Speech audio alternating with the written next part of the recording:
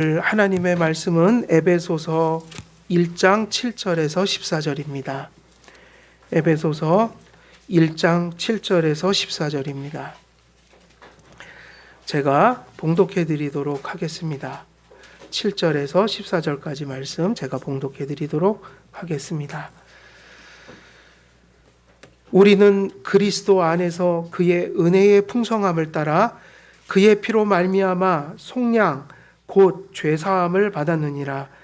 이는 그가 모든 지혜와 총명을 우리에게 넘치게 하사 그 뜻의 비밀을 우리에게 알리신 것이요 그의 기뻐하심을 따라 그리스도 안에서 때가 찬 경륜을 위하여 예정하신 것이니 하늘에 있는 것이나 땅에 있는 것이 다 그리스도 안에서 통일되게 하려 하심이라.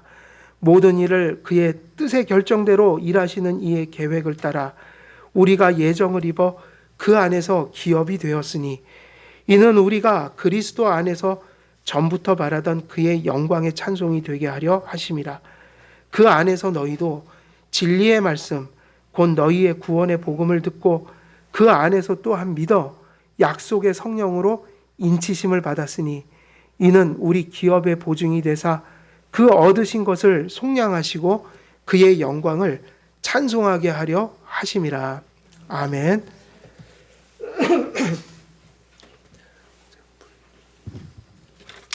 자, 오늘 이제 그 1장 7절에서 14절 우리가 지난 시간에 죄사함에 대해서 계속 말씀을 드렸어요. 그래서 구속은 곧 무엇이다? 구속은 곧 죄사함이다 그랬어요. 그래서 구속은 무엇으로부터 구속이냐? 죄로부터의 구속이요 죄로부터의 해방이다.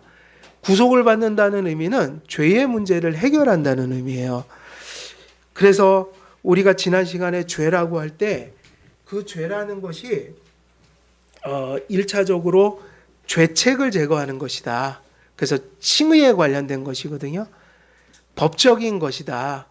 우리가 실제로 죄의 상태를 이야기하는 것을 말하기 전에 법적으로 하나님 앞에 죄인으로 선고받고 그리고 일종의 사형 선고를 받아 법적으로 형벌의 책임을 지는 것, 이것을 죄책이라고 하는데, 죄책을 가지면 하나님 앞에 정죄를 받고 저주를 받고 형벌을 받게 된다. 그래서 성경에 보면 우리의 머리 위에, 하나님 안 믿는 사람들 머리 위에 뭐가 머문다고 그랬어요? 하나님의 진노가 머문다. 이미 예수님을 안 믿으면 육신적으로 죽지 않아도 그 사람은 죽은 거예요. 영적으로. 왜? 하나님과 분리되는 게 죽음이니까요. 그래서 우리가 그 죄사함, 구속은 죄의 문제를 해결하는 것이라고 할 때 그 죄라고 하는 것이 1차적으로는 뭐인 거예요? 죄책을 제거하는 것이 구속이다. 오늘은 이제 두 번째 죄의 나머지 부분이에요. 사람은 죄책만 제거하는 게 아니라 무엇을 제거해야 될까요? 그죠? 법적으로만 죄인인 게 아니라 실제로 그 죄가 우리를 오염시켰단 말이에요. 악한 거예요, 진짜 우리가. 그래서 아이들이 태어나자마자 죄책을 가지고 태어날 때 죄책이 있으면 누구하고 분리돼 버려요? 하나님과 분리되니까 하나님의 선하신 것이 조금 더 우리에게 미칠 수가 없어요. 그러니까 인간은, 죄책을 지닌 인간은 하나님과 분리돼서 애초부터 어떻게 태어나요? 우리는 성선설이 아니라 뭐에 가까워요? 성악설에 가까워요. 그래서 동양 철학에도 성악설을 주장하는 사람들이 있어요. 인간은 본래 악하다. 근데 그게 더 성경적이에요. 그죠? 우리하고 다른 방식으로 설명하지만 성선설이 아니라 성악설에 가까워요. 뭐냐? 누구든지 아담 안에서 태어나면 죄책이 주어지는 순간에 하나님과 분리돼 버리고 생명과 선에서 분리된 자는 더럽고 추하고 그렇게 오염될 수밖에 없는 거예요. 그래서 아무것도 모르는 세상에서 가장 천진하고 깨끗해 보이는 게 아이들이지만 그 선해 보이는 아이들 속에도 뭐가 있어요, 사실은? 죄책만이 아니라 오염이 들어있는 거예요. 아직은 의식이 발달하지 않으니까 속에 있는 죄를 표출하지 않을 뿐이에요. 그래서 합리주의 철학이 들어오면서 사람의 마음은 백지장이다 그랬거든요. 그거는 반성경적인 가르침이에요. 사람은 태어나면서부터 가르쳐주지 않아도 의식이 점점 자라면서 죄를 짓기 시작해요. 아이들이 자라면서 의식이 발달하면서 지능이 발달하면서 제일 먼저 하는 게 뭐라고요? 죄 짓는 거예요. 아이들 속에는 가르쳐주지 않아도 질투가 있어요. 성경엔 질투가 죄라고 했거든요. 그리고 아이들 보면 지 사랑받다가 또 애기 오면 질투하고 동생 생기면 질투하고. 그 전에 보니까 조그만 아이예요. 말도 제대로 못해요. 근데 동생이 생기니까 질투가 생겨서 엄마가 잠깐 나간 사이에 그 아이의 배 위에 올라가서 얼굴을 막 해갖고 얼굴이 다 막 긁혀왔어요. 누가 가르쳐 준 게 아니에요. 그냥 미운 거야. 미움이 있어요. 애들 속에도.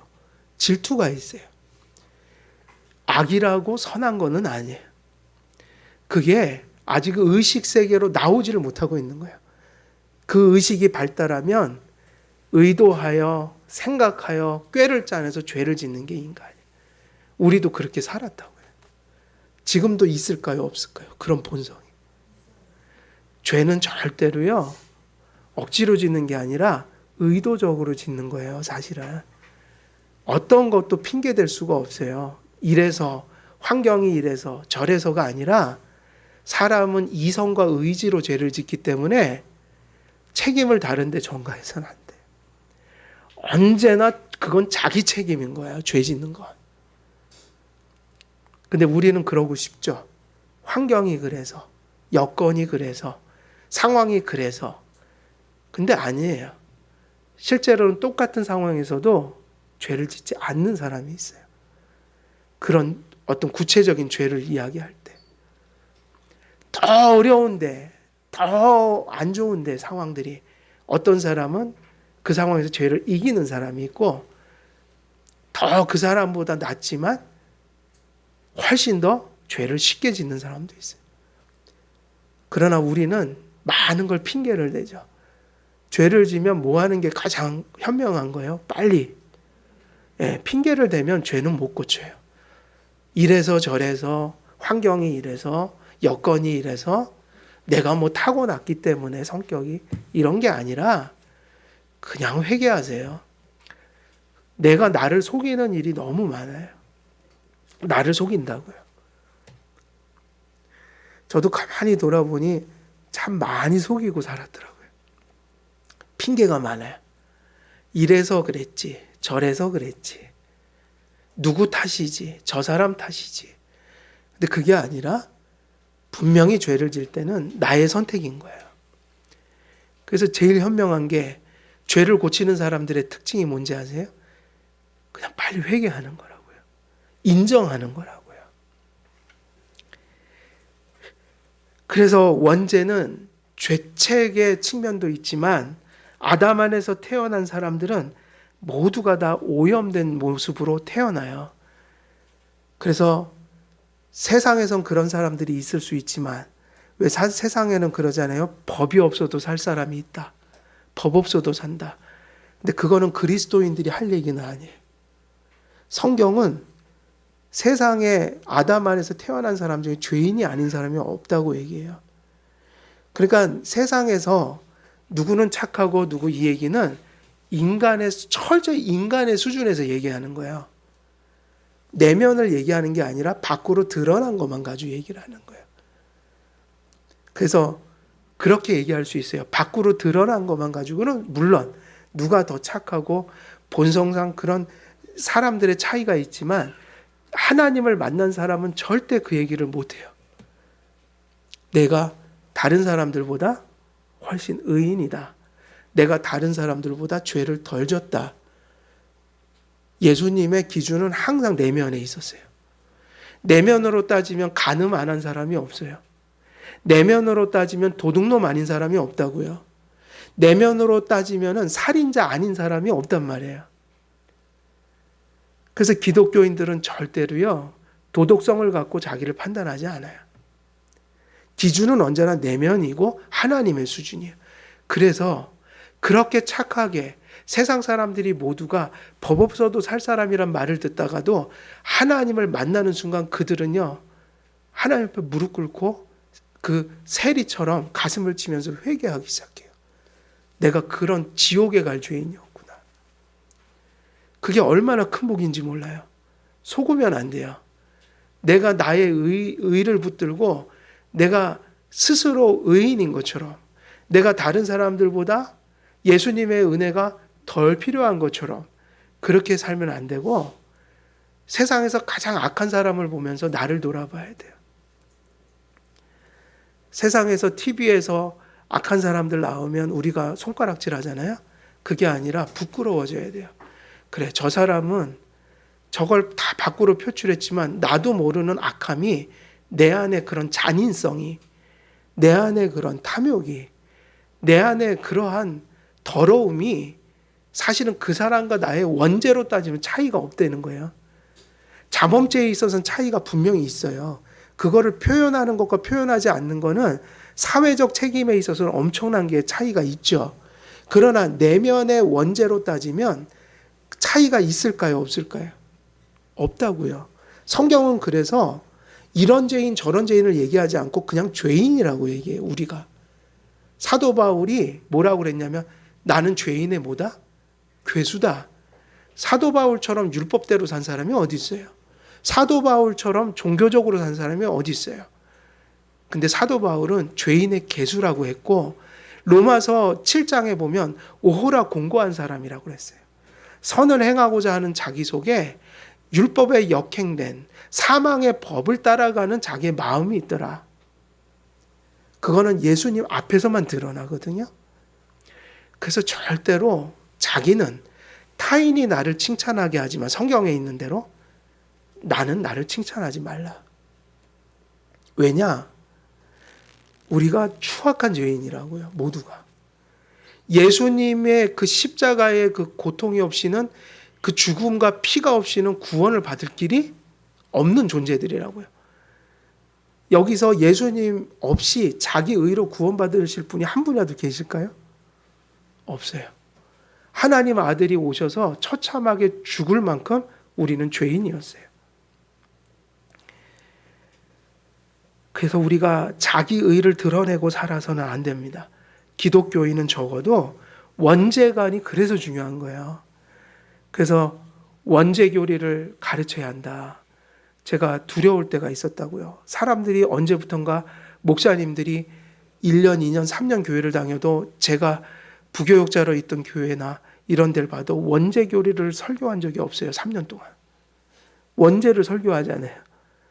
그냥 모두 구체적인 그런 거예요. 뭐를 안 해갖고 죄인이고, 봉사 안 해갖고 죄인이고, 열심을 안 내서 죄인이고. 근데 그게 얼마나 위험한가. 죄를 모르면 회개를 할 수가 없는 거예요. 죄를 회개하지 않으면 예수님이 절대적인 구원자가 될 수가 없어요. 말로는 그렇게 하는데 실제로는 아닌 거예요. 자기 의를 붙들고 사는 거죠. 착한 거예요, 나는 그냥. 별로 죄를 안 진 거예요, 살아가면서.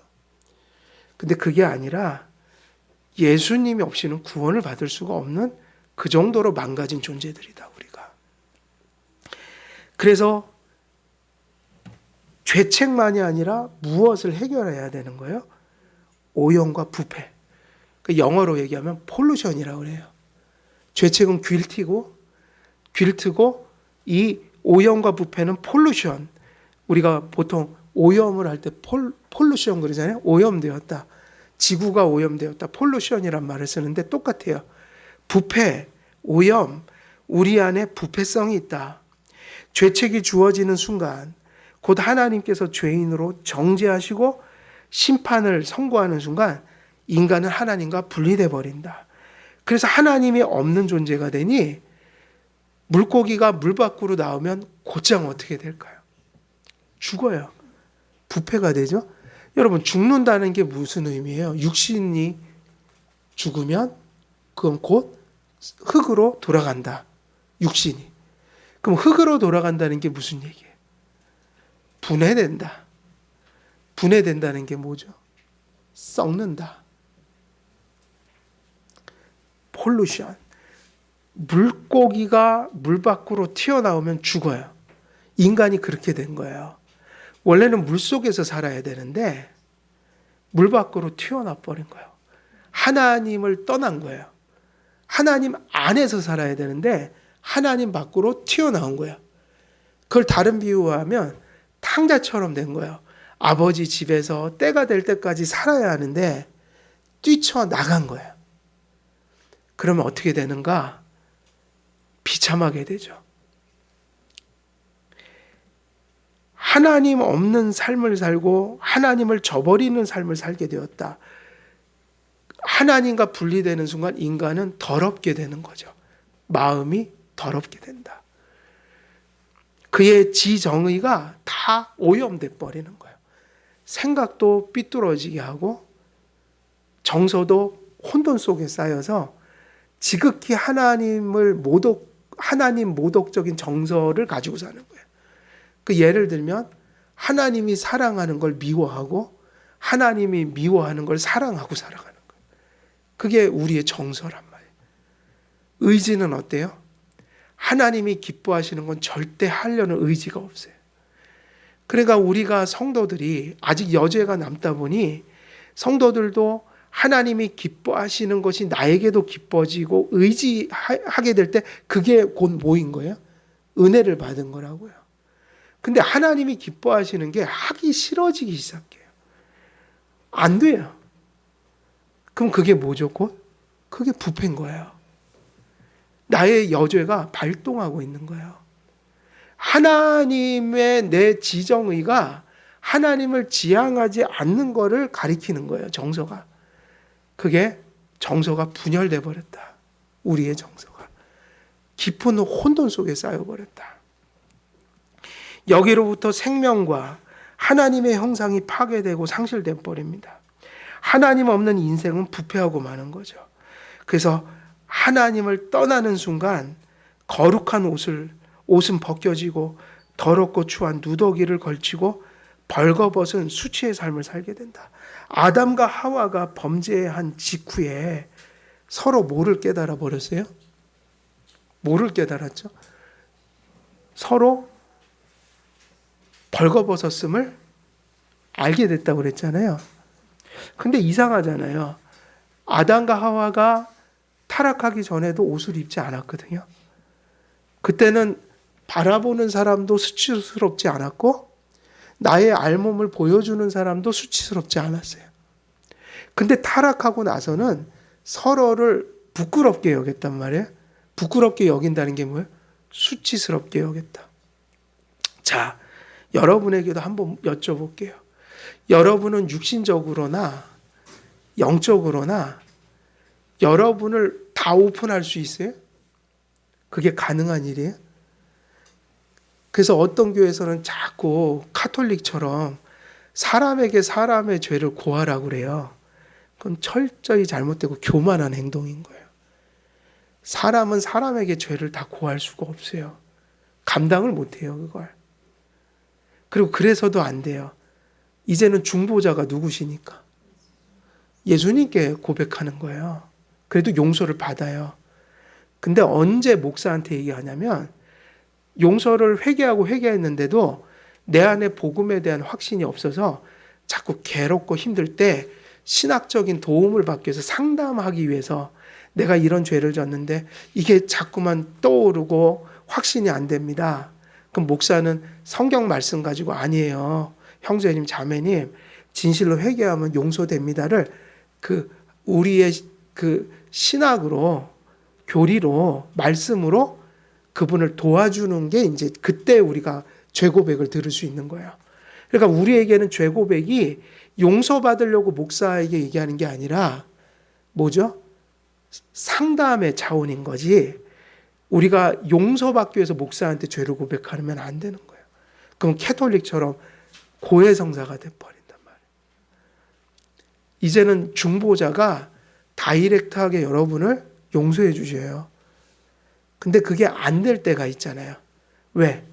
죄가 너무 심각해서, 혹은 우리가 복음에 대한 이해가 너무 결여돼서 내가 혼자 감당이 안 되는 거야. 그때 목사한테 도움을 청해야죠. 그러면 우리가 하는 일은 죄를 사해 주는 게 아니라 뭐예요?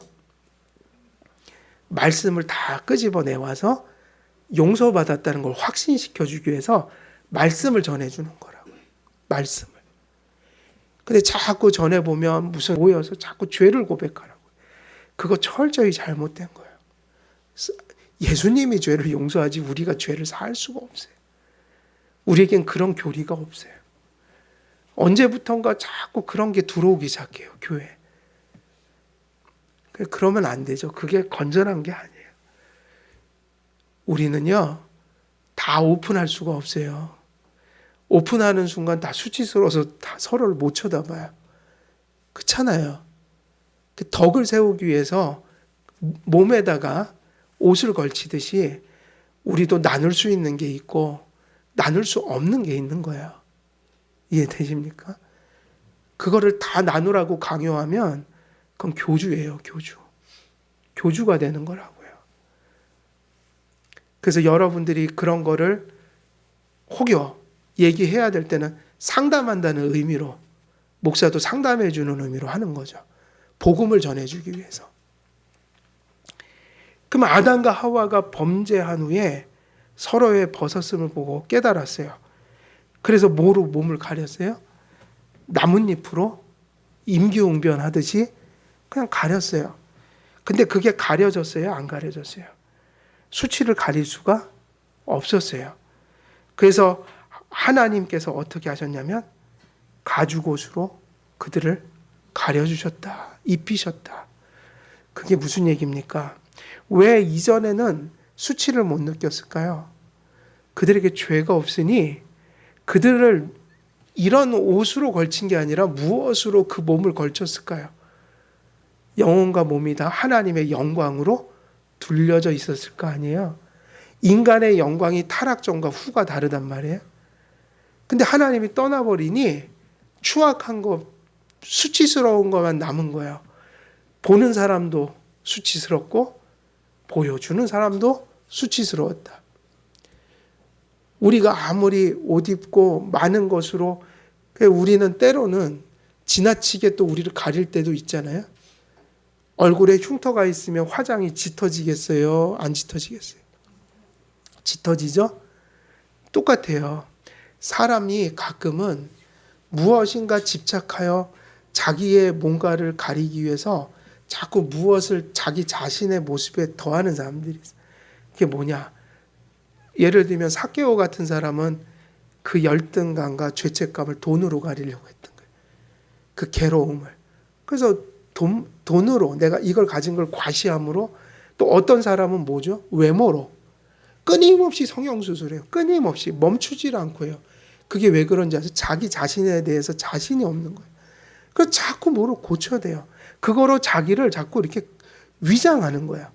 어떤 사람은 또 뭐가 되겠어요? 그게 공부예요, 공부. 세상 사람들이 공부 잘한다, 잘한다 이 얘기를 듣고 싶은 거야. 그러니까 어떻게든지 1등을 하고 싶은 거예요. 그래서 뭐를 가리고 싶은 거예요? 내 병들고 수치스러운 모습을, 혹은 열등감에 쌓인 모습을 그 성적으로 만회하고 싶은 거예요. 학력이나 또 어디 이런 것으로 나를 치장하려고 한다. 수없이 많은 거예요, 그런 게. 심지어는 누구도 될 수 있어요. 이게 좀 잔인한 얘기지만 자녀를 그렇게 키워버릴 수도 있다고요. 내 보상 심리로.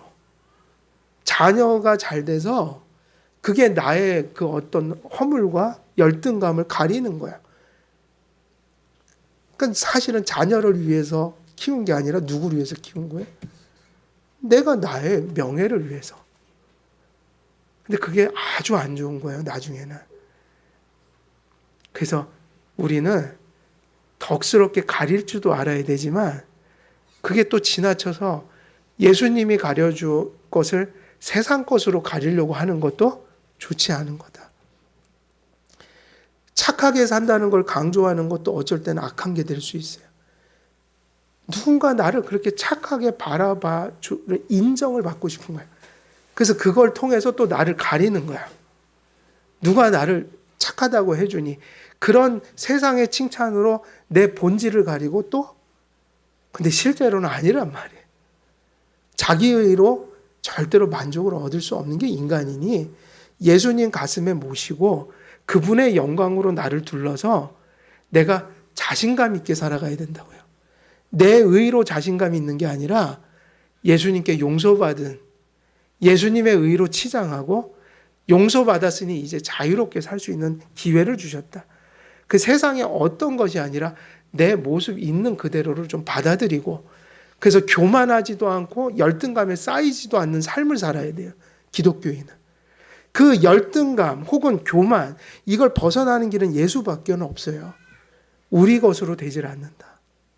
그래서 좀 자유롭게 살라. 그 모든 것에 막 얽매여 갖고 노예처럼 살아서는 안 되고 좀 해방이 돼서 좀 내 모습 있는 그대로를 받아주신 하나님의 은혜로 살아가는 거죠. 그 다음부터는 별로 필요 없어요. 나머지는. 그게 되면 사람들 앞에 나서는 게 그렇게 어려운 게 아니라고요. 은혜를 자랑한다고요. 수가성의 여인이 어땠어요? 자기 자신을 감추는 방법이 뭐였어요? 사람들이 가장 오지 않는 물 기르러 오지 않는 정오 시간에 자기 혼자 몰래 물 퍼가고 그 가슴 속에는 수많은 상처와 이런 것들로 가득 차 있는데 그 여인이 그런 삶을 살다가 물동이 내버리고 어디로 뛰쳐갔어요? 예수님 만나고. 복음 전한다고 오히려 사람들에게로 그게 복음의 회복이라고요. 있는 모습 그대로. 근데 그 가짜를 다 벗어버리고 뭐예요? 은혜 받은 나를 생각하면서 나 은혜 받았어요. 자랑한 거예요. 가서. 은혜를 자랑한 거라고요. 자유로워진 거죠. 아담과 하와가 죄를 짓는 순간 그렇게 수치스럽고 더러운 오염에 그렇게 돼서 서로를 바라볼 때 그런 수치를 느꼈다. 인간은 그 이후로 아담 안에서 태어난 모든 사람들이 이 더러운 오물샘에서 온갖 더러운 자범죄를 지으며 그렇게 추한 모습으로 살아가고 있다. 인간은 추한 마음과 생각과 말과 행동으로 스스로를 더럽히며 하나님을 반항하고 모독하는 존재가 되어버린 거야. 인간은 이처럼 죄의 부패와 오염에 속박되어 이게 중요합니다. 우리 성도님들도 사실은 이런 추한 생각, 행동, 말을 가끔은 해요, 안 해요? 있잖아요. 우리 속에 있다고요. 그러니까 원죄에 있어서 죄책은 완전히 단번에 씻겨졌지만 폴루션은 남아있는 거예요. 원죄가. 근데 그 원죄에 관련하여 성도와 불신자의 차이가 뭐냔 말이에요. 성도와 불신자의 차이가 어디 있는 거예요? 불신자는 죄의 지배력을 가지고 있어요. 그 죄가. 다시 말하면 그 사람들은 누구의 노예인 거예요? 죄의 노예인 거예요. 근데 여러분은 여죄가 남아있지만 그 관계가 바뀌었어요. 여러분의 주인은 이제 죄가 아니라 누구예요? 예수님이라고요. 성령이 지배하는 분들이에요. 그 안에서 그게 남아있는 거예요. 그러니까 불신자와 성도의 상태를 구별하셔야 되는 거예요. 그런데 예수님 밖에 아담 안에 여전히 있는 사람들은 어떤 상태에 있냐면 그들의 이성과 의지와 정서가 죄의 노예가 되어 있다. 그들 속에선 그게 지배하고 있다. 그래서 불신자들은 죄와 싸우지 않아요. 불신을 문제의식을 가지고 보지 않는단 말이에요. 하나님 안 믿는 거를. 아까 요한일서 3장을 보니 하나님의 계명이 뭐라고 그랬죠? 예수 그리스도를 믿고 하나님의 아들을 믿고 계명을 따라 서로 사랑하는 것이니라. 성화를 이루어간다. 근데 불신자들은 그런 불신에 대한 고민이 있겠어요? 없겠어요? 의도적으로 안 믿잖아요. 엄밀히 말하면 죄와 싸움을 시작도 못한 사람들이에요. 그 싸움 자체가 없다고요. 그들의 고민은 그저 도덕적이고 윤리적인 거지 하나님을 향한 싸움이 없어요. 그러니 그들은 인간적인 차원에서 참회라는 걸 얘기하지만 하나님 앞에서는 절대로 죄를 뭐하지 않는다? 회개하지도 못한다. 더군다나 생명에서 나오는 열매를 행할 수가 없다. 그래서 그들은 누구의 지배를 받는 거예요? 죄의 지배력 아래 있다. 그래서 예수님 밖에 있는 상태에서 이 오염과 부패의 지배를 받는 것을 가리켜 죄의 노예가 됐다라고 표현을 해요. 모든 사람들이 아담 안에서 이 땅에 태어난 모든 사람들이 바로 이 오염과 부패의 지배력 속에 있다는 거예요. 하나님을 향해 관계를 회복할 어떤 지혜와 의지도 불신자들 속에 존재하지 않아요. 은혜와 생명으로 회복되기 전까지 인간은 악한 생각을 하고 악한 의지를 가지고 온갖 더러운 것을 선택하며 삽니다. 윤리적으로도 그렇지만 더 본질적으로 얘기하면 여기서 이 악한 행위는 뭐예요? 하나님 없이 사는 거라고요. 가장 큰 죄는. 도덕적인 것을 일부 행하지만 가장 심각한 죄는 이들은 가장 중요한 분에 대해서 모독적인 삶을 끊임없이 살아간다. 그래서 죄 중에도 가장 더러운 죄는 뭐냐면 하나님 없이 사는 죄란 말이에요. 선택은 인간이 하지만 선택은 은혜를 받아야 선한 것을 선택할 수 있다. 하나님 없는 인생은 선택은 하지만 선한 것을 선택할 힘이 없어 악한 것을 자원하여 선택합니다. 이런 상태를 죄의 속박이라고 부르고 죄의 노예의 상태라고 부릅니다. 아담 안에서 죄인된 모든 인생이 죄책과 오염에 속박되어 하나님 앞에 온갖 더럽고 추한 일을 추구하며 심판과 정죄 아래 형벌의 짐을 양심에 짊어지고 살다가 소망 없는 육체적 죽음을 경험하고 그 후에 궁극적인 멸망인 지옥의 형벌에 직면하게 된다. 이번에 매튜 헨리가 그 주석을 하나 이렇게, 저는 이렇게 SNS는 메모지로 사용을 해요. 가끔 거기다 계속 뭐가 떠오르면 거기다 메모해 놓고 찾아서 또 이렇게 설교할 때 인용도 하고, 제가 읽다가 좋은 문구가 오면 SNS 같은 데 올려갖고 제가 보관을 해놔요. 근데 1년 전에 했던 게 딱 떠더라고요. 1년 전에 했던 그 문구가, 매튜 헨리의 주석 문구가 딱 떠는데 그 어머님 장례식 때 그렇게 떠서 너무 위로가 된 거예요. 뭐라고 돼 있냐면 성도에게 죽음은 무엇일까요? 성도에게 죽음은 뭐예요? 하나님께서 예수 그리스도께 우리를 인도하기 위해서 하나님께서 보내신 수레차다. 수레. 그러니까 이 성도에게 죽음은 뭐예요? 예수님께 우리를 인도하기 위해서 하나님이 우리에게 보낸 수레라는 거예요. 그 수레가 무슨 수레겠어요? 신부 같으면 꽃가마 같은 거라고요. 예수 그리스도께 우리를 인도하기 위한 수레다, 죽음이. 그러니까는 마음이 참 위로가 되더라고요. 여러분, 우리 살아가는 분들이 먼저 하나님 나라 가면 사실 슬퍼하는 게 맞아요. 그건 이상한 게 아니에요. 또 너무 슬픔을 억제하는데 저는 그러고 싶지는 않아요. 왜냐? 사랑하는데 어떻게 안 슬퍼해요? 있을 수가 없는 일이에요. 정이 없으면 그럴 수 있어요. 근데 사랑을 받고 사랑했던 그런 존재가 적어도 이 땅에선 다시는 못 보는 거잖아요. 그죠? 저는 슬퍼할 수 있다고요. 그러나 그게 절망이 아니라 모여야 되는 거예요. 그리움으로 남겨놔야죠. 당연히 그리움이 있어야죠. 그리움이 어떻게 살아가는 사람을 떠나보내고 그리움이 없을 수 있어요. 말도 안 되거든요. 근데 우리의 슬픔은 뭐로 남아야 돼요? 언젠간 만날 소망을 두고 그리움으로 남겨놓고, 대신에 뭐가 되면 안 돼요? 절망 이런 게 되면 안 된다. 그래서 성도들에게는 참 큰 소망이 있는 거예요. 이것이 육체와 지상의 어떤 것들과 상관없이 아담 안에 죄인된 모든 사람이 직면한 문제입니다. 성도들은 그 가장 중요한 문제를 해결받은 존재들이다. 성도들도 하나님께서 말씀과 성령으로 불러주시어 믿음을 소유하기 전에 동일한 문제와 비참에 처해 있었어요. 그래서 우리는 이 두 가지를 기억해야 돼요. 죄가 무엇인가라는 것을 바로 정립함으로 우리가 구속을 잘 정립해야 되고요. 그리고 이 구속이 정립됐지만 아직 우리는 죄와의 싸움이 끝났어요? 끝나지 않았어요?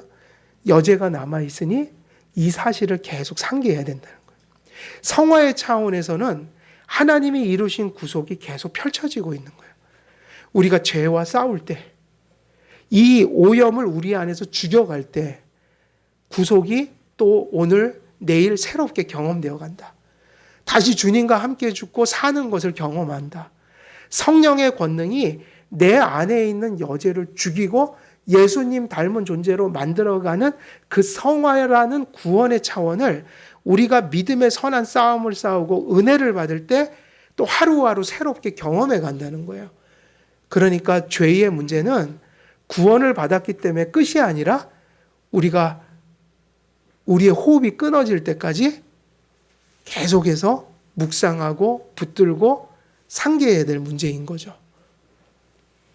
그래서 우리가 오늘 여기까지 죄에 대한 그 무엇으로부터의 구속인가라고 할 때 이제 오염까지 다 마쳤어요.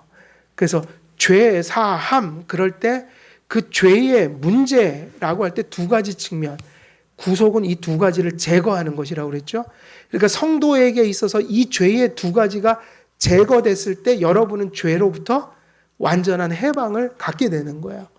그래서 첫 번째가 무엇의 제거인 거예요? 죄책인 거예요. 그리고 두 번째 뭐죠?